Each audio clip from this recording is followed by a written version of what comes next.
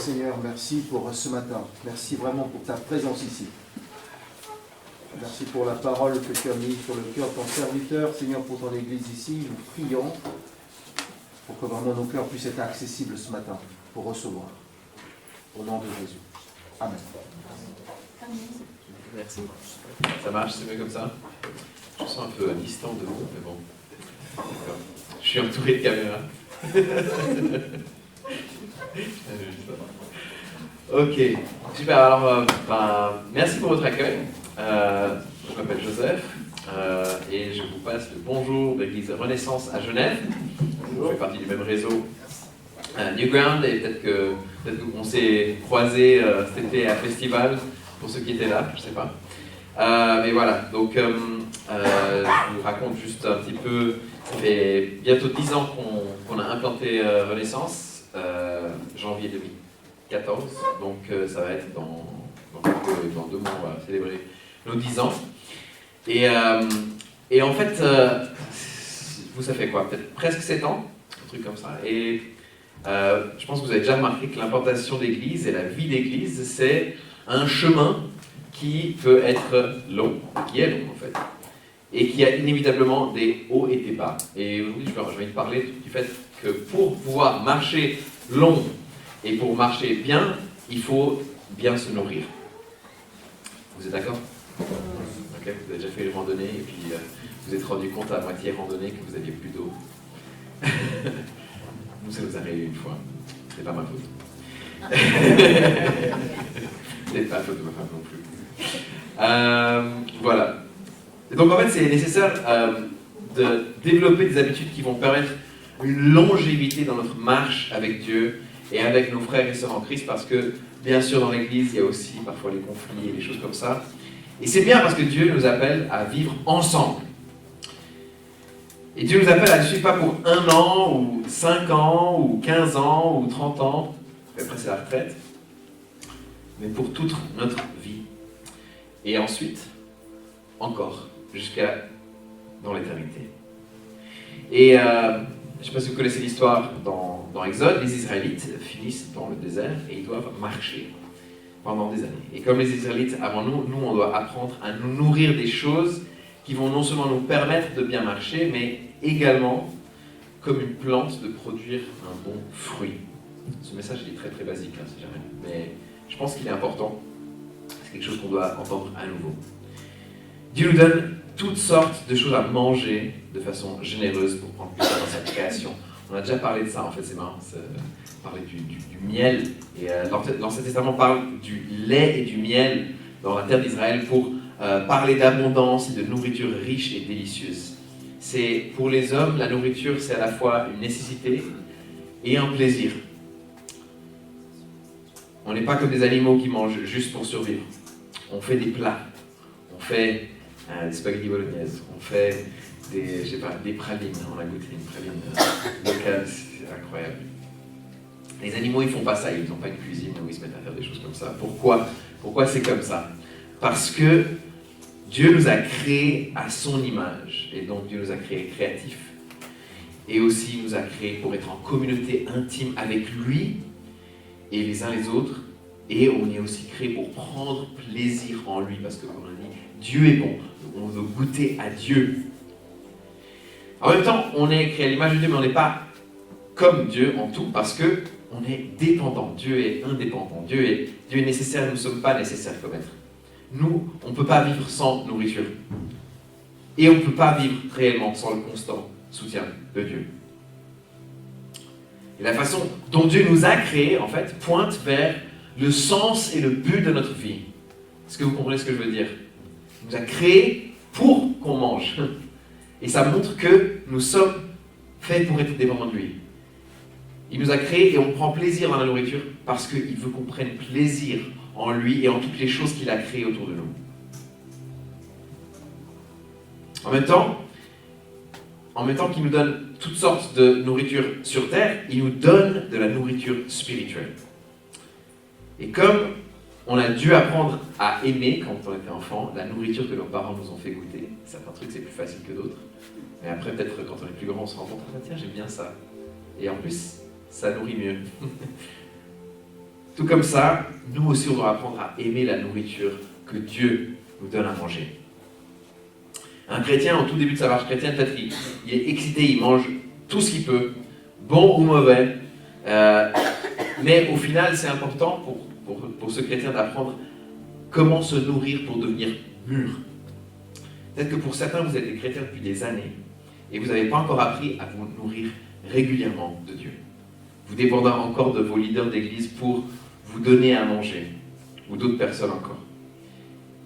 Et les leaders, ils peuvent vous conduire, ils sont censés vous donner à manger, bien sûr, un repas spirituel 1 ou 2 fois par semaine, mais vous devez aussi apprendre à vous nourrir de manière à vous-même être un bon marcheur, un bon suiveur de Jésus, un soutien pour vos leaders, pas une écharpe pour vos leaders, et surtout, marcher longtemps et marcher bien.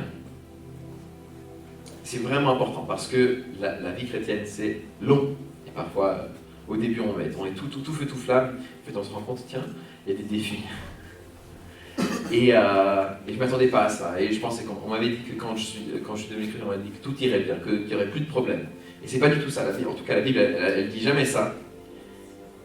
Mais par contre, elle nous dit que Dieu va nous donner tout ce dont on a besoin pour affronter nos difficultés. Alors peut-être que vous n'avez pas de temps. Vous dites, mais j'ai un travail prenant, j'ai la famille, et donc c'est compliqué de trouver du temps pour passer du temps avec Dieu, pour lire la Bible, des choses comme ça. Peut-être que vous avez juste la flemme. Mais j'ai une question pour vous. Est-ce que ça vous est déjà arrivé d'être trop occupé pour ne pas manger pendant une semaine entière? J'ai oublié. J'ai pas eu le temps de manger. Je pense que non. Je pense que si vous ne mangez pas pendant une semaine, c'est parce que vous faites un jeûne, donc vous êtes ultra spirituel. C'est très bien. Mais on a tellement l'habitude de ne pas manger des choses spirituelles de Dieu. Et cette semaine, j'étais chez quelqu'un pour dîner, et ses enfants ne sont pas venus à table au dîner. Et j'ai dit, mais pourquoi ils ne viennent pas? On n'a pas faim. Pourquoi vous n'avez pas faim? Ah, vous avez bouffé des M&M's et des chips avant. En fait, ils n'ont pas oublié de manger. Ils ont juste mangé les mauvaises choses. Et du coup, non seulement ils n'ont pas mangé la nourriture bonne qui était préparée, mais en plus, ils n'ont pas partagé un repas communautaire avec nous. C'était un peu triste. Et nous, on peut faire ça aussi avec notre nourriture spirituelle. J'ai pas le temps de lire la Bible, j'ai pas le temps de prier, de méditer, mais j'ai le temps pour faire plein d'autres choses qui ne nourrissent pas mon âme. Et je dois dire, je suis autant coupable que vous dans ça. Donc, je ne suis pas à me pointer du doigt qui que ce soit. D'abord, je regarde moi-même. Il faut qu'on se rende compte que les pratiques spirituelles que Dieu nous donne sont la nourriture pour notre âme. Et ça nous fait du bien. Et que quand on y manque, c'est comme affamer notre âme. Et pas lui donner les forces pour la marche spirituelle que vous devez faire au quotidien, toutes les semaines, tous les mois, avec Dieu. Et peut-être même pire, on remplit notre ventre, notre âme, avec des choses qui nous font du mal. Et donc, il faut qu'on apprenne, il faut que vous appreniez à prendre responsabilité pour votre relation avec Dieu et pour comment vous vous nourrissez de Dieu.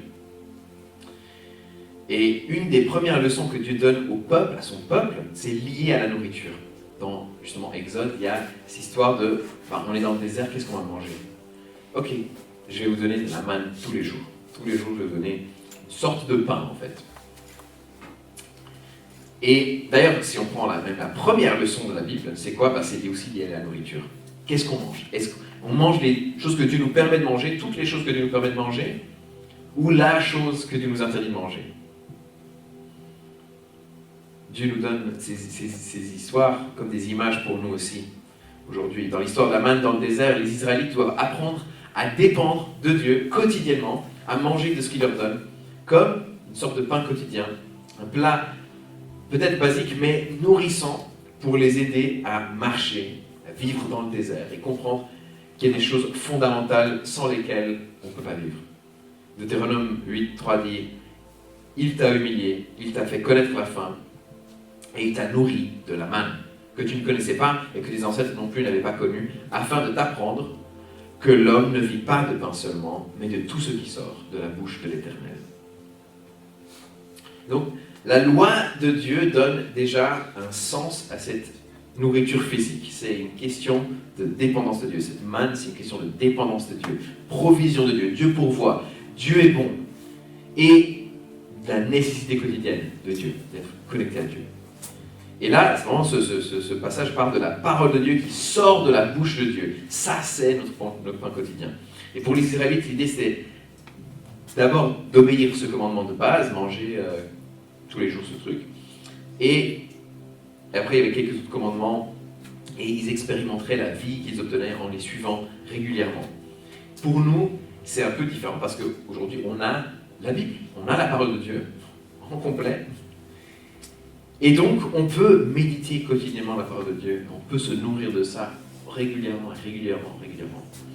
Et je vous invite à lire le psaume 1 avec moi. Donc le psaume 1. Heureux l'homme qui ne suit pas le conseil des méchants, qui ne s'arrête pas sur la voie des pécheurs, et ne s'assied pas en compagnie des moqueurs, mais qui trouve son plaisir dans la loi de l'Éternel et la médite jour et nuit. Il ressemble à un arbre planté près d'un cours d'eau. Il donne son fruit en sa saison, et son feuillage ne se flétrit pas. Tout ce qu'il fait lui réussit. Les méchants, au contraire, ressemblent à la paille que le vent disperse. Voilà pourquoi les méchants ne résistent pas lors du jugement, ni les pécheurs leur assemblée des justes. En effet, l'Éternel connaît la voie des justes, mais la voie des méchants mène à la ruine. Le livre des psaumes, il ouvre pas avec une chanson de louange, mais avec une poésie de proverbes, qui enjoint tous les hommes à lire et méditer la parole de Dieu quotidiennement et à apprendre à s'en délecter. Et je pense que c'est important pour nous aujourd'hui parce qu'on peut facilement aujourd'hui mettre de la louange en musique de fond, à la maison ou dans la voiture et se dire ça c'est chrétien, donc je suis en vivre un moment avec Dieu, même si je suis en train de faire plein d'autres trucs. C'est facile aussi de chanter des chansons chrétiennes, même si c'est pas vraiment la Bible. Peut-être qu'elle dit des choses un peu bizarres parfois. Mais le livre de louange de la Bible nous dit au tout début, méditez la parole de Dieu. Méditez la loi de Dieu, même. Apprenez à aimer les commandements de Dieu. Et peut-être qu'aujourd'hui, vous ne vous sentez pas à l'aise avec la lecture de la Bible. Vous ne savez pas par où commencer encore. Dieu nous demande de creuser sa parole pour notre bien. Donc demandez à vos leaders par où commencer. Est-ce que vous avez l'application Bible? Alors si vous ne l'avez pas encore, vous avez un smartphone. Téléchargez-la parce que ça va vous donner des plans de lecture. Il y a tellement d'outils qu'on a aujourd'hui qui peuvent nous permettre de méditer la parole de Dieu jour et nuit facilement. Des plans bibliques, toutes sortes de choses. Mais en fait, il ne faut vraiment plus remettre à demain cette responsabilité de vous nourrir. Moi, j'aime les livres chrétiens. Je pense qu'ils peuvent être très bien, ils peuvent être très inspirants et très utiles à nous aider à comprendre mieux Dieu, mieux la vie. Des grandes méditations. Et je pense que les chrétiens devraient lire des bons livres chrétiens qui font partie de nos repas. Et il peut y avoir toutes sortes de repas dans ce repas métaphorique dans ce sens. Il y a les fast-food chrétiens, il y a des chaînes YouTube qui font des trucs bonnes, parfois mauvaises. Et il y a des sermons, des livres de personnes comme John Piper ou Tim Keller, ou je sais pas, Henri Blocher, des grands théologiens. Et tout ça, ça peut nous nourrir et c'est même peut-être une sorte de cuisine gourmet, mais ça ne remplace pas la Bible. Amen. Spurgeon a dit, visitez beaucoup de bons livres, mais vivez dans la Bible. Et ce psaume, il nous dit que celui qui se nourrit de la Bible, il est comme un arbre qui est en train de boire de l'eau constamment. Et donc ses feuilles sont toujours vertes. Il a la vie, il est frais, jeune, fort, il produit du fruit. Le fruit, on sait dans la Bible, c'est la bonté, l'amour, la bienveillance, la joie, la paix, la maîtrise de soi. Et en plus, c'est écrit, tout ce qu'il lui fait, lui réussit. Il a du succès dans tout ce qu'il entreprend. Moi, ça c'est un des versets qui me surprend et qui parfois je me dis vraiment... Parce que j'ai pas l'impression que tout ce que je fais me réussit. tiens, j'ai essayé de faire ça, là, non, il n'y a pas de résultat. Et là aussi. Mais en fait, quand je regarde ma vie, je vois que la fidélité de Dieu et l'obéissance à la fidélité à Dieu et l'obéissance à sa parole et à sa direction, sa conduite, font que oui, en fait, je vis des réussites dans tous les domaines où je suis obéissant et fidèle à Dieu. Et je vois même que ma vie est bénie de façon particulière sur le long terme parce que je persévère avec Dieu, même au travers des souffrances, des choses qu'on peut vivre.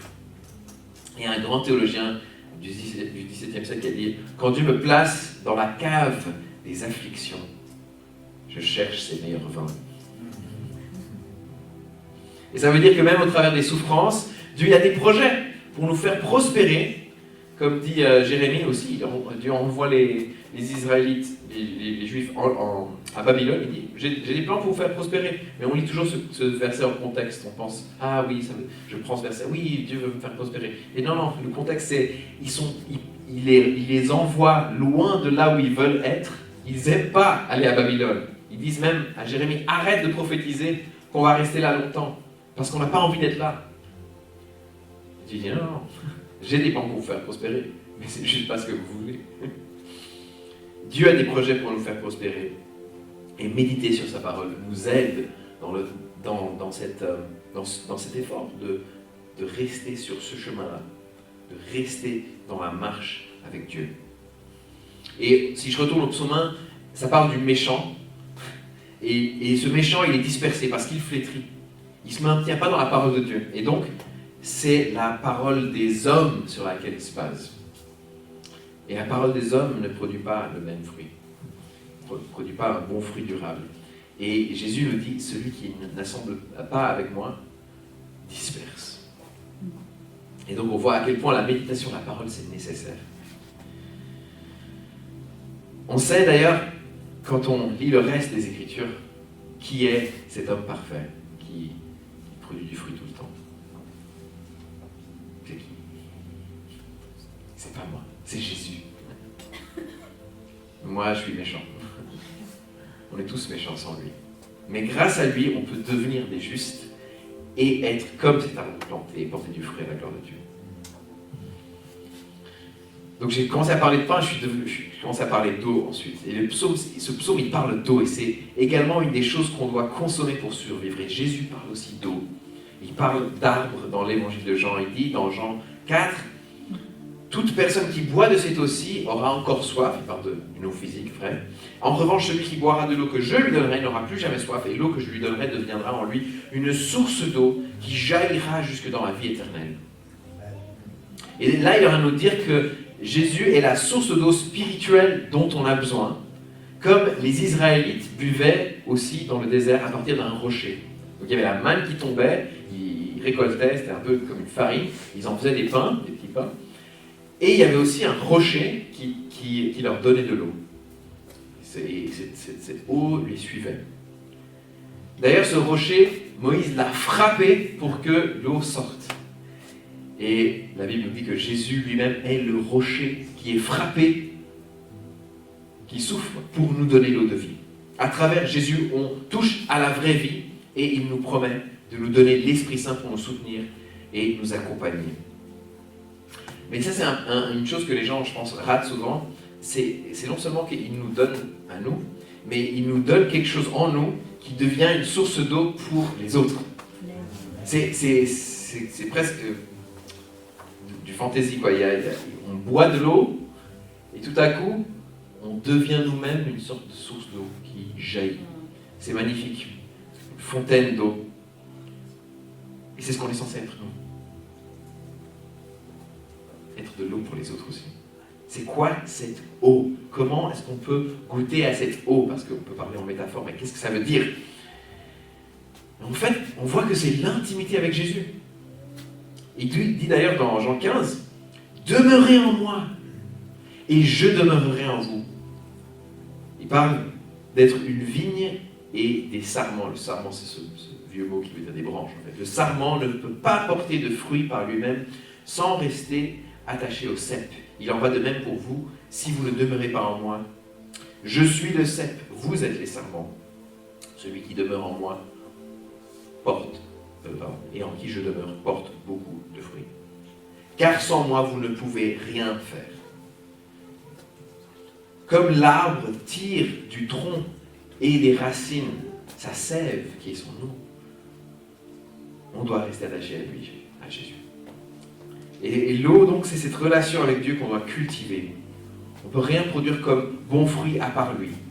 Demeurer en lui, c'est la façon d'obtenir l'eau, d'obtenir la sève, la vie spirituelle en nous. Et on voit à partir de ces versets que la parole de Dieu fait référence, le terme parole de Dieu, ça fait référence à la fois aux Écritures, à la fois à la personne de Jésus, et au Saint-Esprit, à l'expérience du Saint-Esprit. C'est bizarre, est-ce que c'est l'un ou l'autre? Non, c'est cet amalgame puissant. Pourquoi? Parce qu'en fait, lire la Bible seulement, c'est pas suffisant. Il nous faut l'amour de Dieu en nous pour pouvoir la méditer, la comprendre. Il nous faut une relation intime avec Dieu afin que la parole nous nourrisse. Et il nous faut aussi cultiver la vie de prière, la proximité avec Jésus afin d'être rempli de sa grâce et de son esprit. Il faut qu'on comprenne la Bible comme pointant vers Jésus toujours aussi, afin qu'on tire toujours plus des Écritures. Que ce livre ne parle pas principalement de moi, il parle principalement de Jésus. Comment moi je peux être rempli de lui. Et de même, Jésus nous pointe toujours vers le Père. Il dit, voilà, parlez à Dieu comme un Père. Donc on peut prier le Père, on peut prier le Fils, en confiance qu'on est dans l'amour de Dieu, qui nous entend, qui nous accompagne, comme un bon frère, comme un grand frère, un bon père ou un époux parfait. Est-ce que si vous aviez un père parfait, parce que je sais que personne dans nous n'en a eu un, ou un mari parfait, est-ce que vous passeriez 5 minutes par jour à lui parler?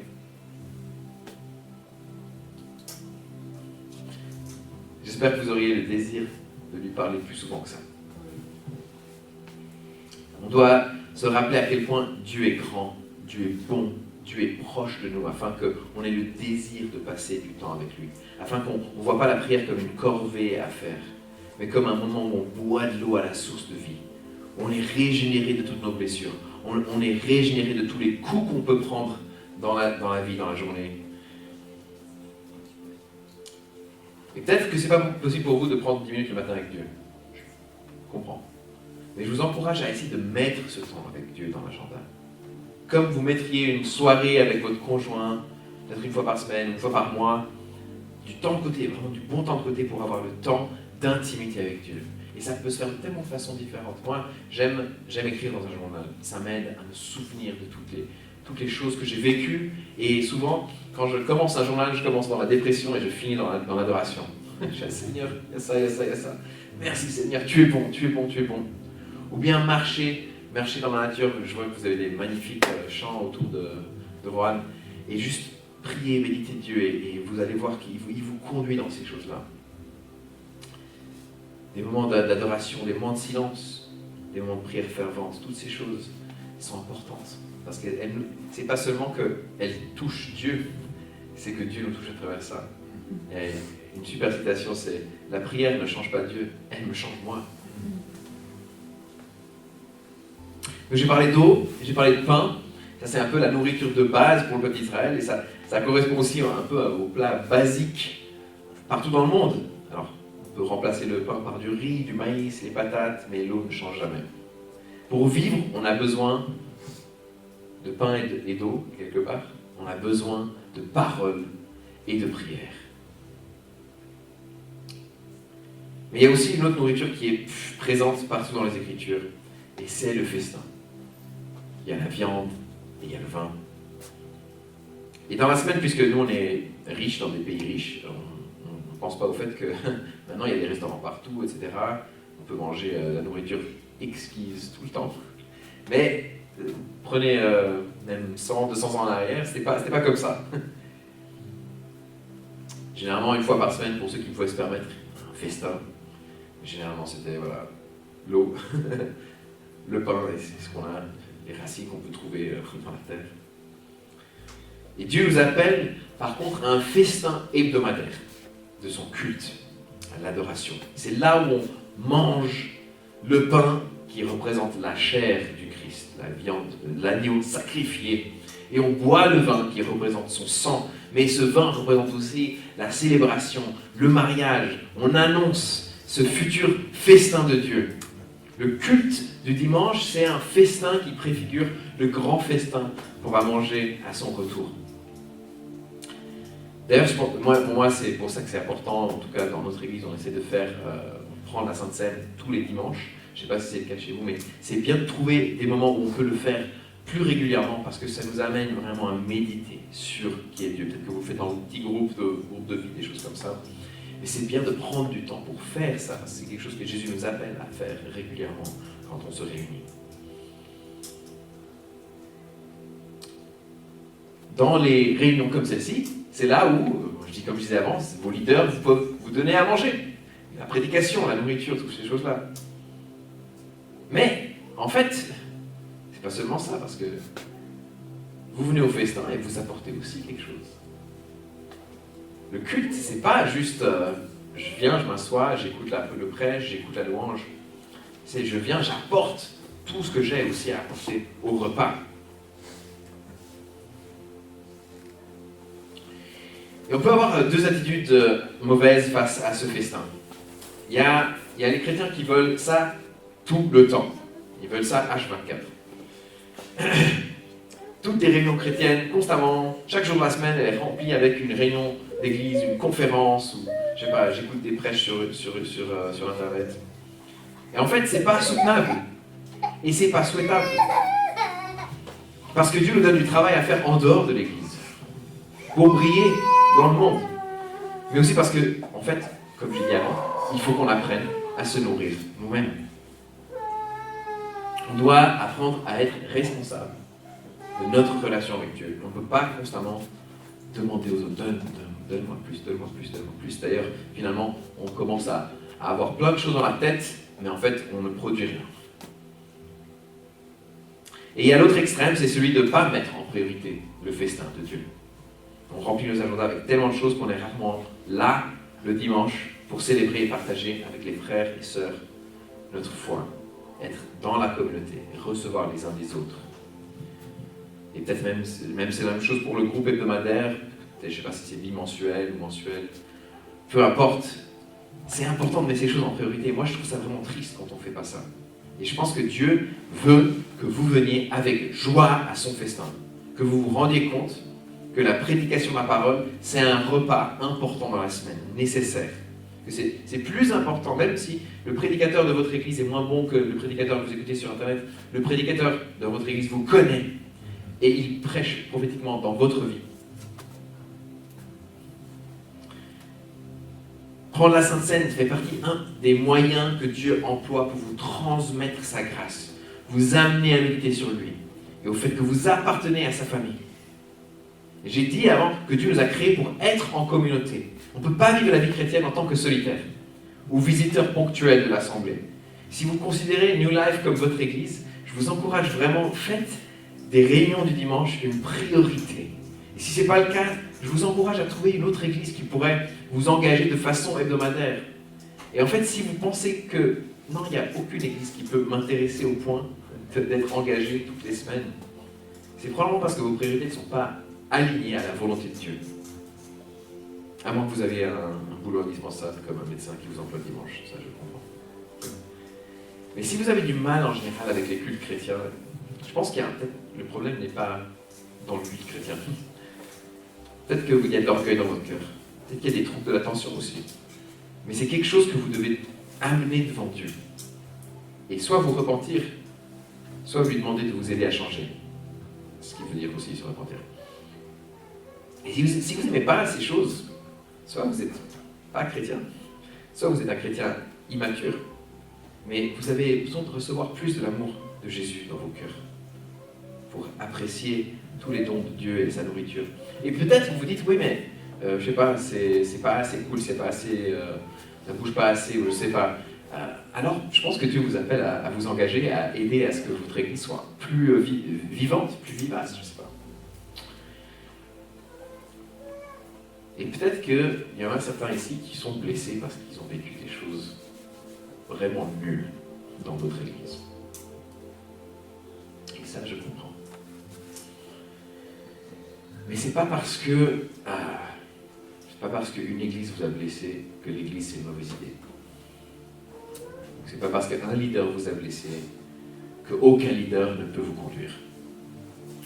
Ça c'est un amalgame vraiment triste parce que Dieu a placé des pères, des mères et des rois dans le monde, et malgré le fait qu'il y a des mauvais pères, des mauvais rois et tout ça, ça ne veut pas dire qu'avoir un père, c'est une mauvaise idée.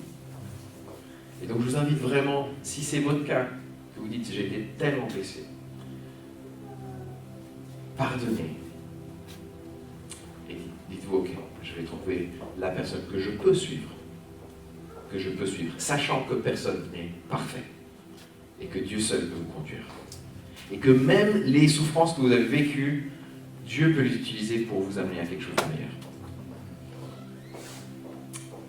Les expériences que vous avez vécues, quand vous êtes guéri, quand vous en parlez avec Dieu, quand vous en parlez avec d'autres, peuvent au final même faire de vous des chrétiens plus solides, plus stables, plus forts. Et vous-même pouvez devenir des encouragements pour d'autres personnes et les aider à avancer. Donc le premier psaume nous invite à méditer la parole jour et nuit. Et Paul nous invite dans 1 Thessaloniciens 5 à prier sans cesse. Et donc j'espère que vous voyez que ce n'est pas une question de pratique religieuse, de lire la Bible, de prier, qui nous rend tout à coup agréable aux yeux de Dieu. Ça c'est un mensonge. Vous êtes déjà agréable aux yeux de Dieu si vous croyez en Jésus. Parce qu'en croyant en Jésus, vous avez été lavé de vos péchés. Vous êtes couverts de son manteau de justice, vous êtes vêtus de Christ. Donc vous avez maintenant la possibilité de manger toute cette nourriture. Oui, je sais, j'ai prêché un message sur lire la Bible, prier et aller à l'église. C'est révolutionnaire. Mais quelqu'un a dit que c'est pas important de se souvenir de chaque prêche qu'on a entendu comme si c'était révolutionnaire. Je ne me souviens pas ce que j'ai mangé la semaine dernière, mais je sais que j'ai mangé et ça m'a nourri. Et j'espère que c'est ça que vous retirez du prêche. On doit se nourrir constamment de Dieu. Et en fait, si chaque chrétien vivait comme ça, l'Église serait beaucoup plus vivante, beaucoup plus puissante et beaucoup plus pertinente.